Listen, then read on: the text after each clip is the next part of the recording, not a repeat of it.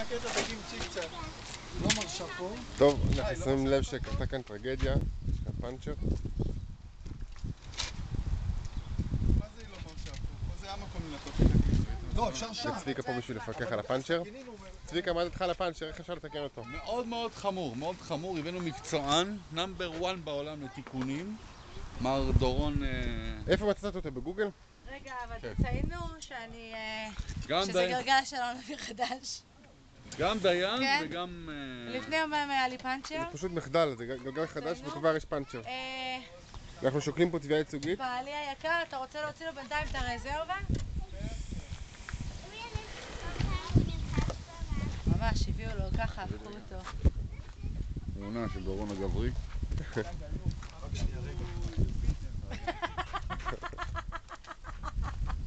What's so funny, Maytal?